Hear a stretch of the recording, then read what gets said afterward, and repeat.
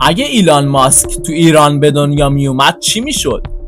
شاید الان تو مولوی داشت کیس کامپیوتر دست دوم میفروخت یا تو لاله‌زار قطعات قدیمی بازی‌ها رو تعمیر میکرد.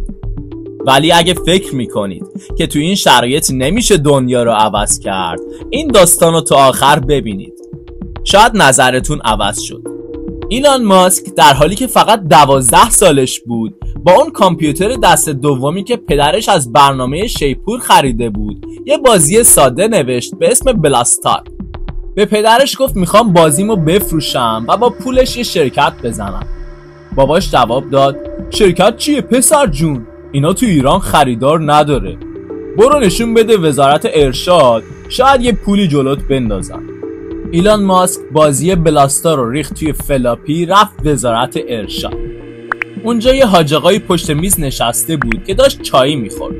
ایلان فلاپی رو تحویل داد و توضیحات لازم رو داد. حاج آقا گفت پسر جون این که درباره فضاست. مردم ما رو زمین مشکل دارن. تو رفتی فضا؟ این بازی سازی اینجا نون و آب نمیشه. تو 15 سالگی وقتی که دید بازی ساز شدن تو ایران راهی نداره، تصمیم گرفت موشک بسازه. یه موشک دستساز درست کرد و برد اطراف تهران که بتونه آزمایش کنه. موشک پرتاب شد، رفت مرکز تهران و مستقیم به یه دکه مطبوعاتی توی خیابون انقلاب برخورد کرد. ایلان با خودش گفت مهم نیست، بالاخره همه چیز درست میشه. ایلان ماسک جوان بعد از یه مدتی به جای کار روی ایده های انقلابی پشت میز مطالعه نشست و برای قبولی در کنکور ریاضی تلاش کرد.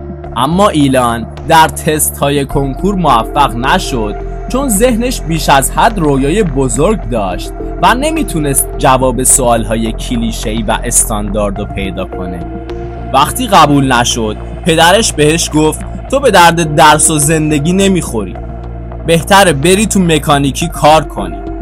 بالاخره ایلان قصه ما در گاراژی کار میکرد و ماشینای قدیمی رو تعمیر میکرد. به مشتریا پیشنهاد میداد که میتونه موتور ماشینشون رو برقی کنه، اما هر بار پاسخ میشنید که پسر جون داداش بنزین میزنم 3 تومن، راحت ترم مرسی.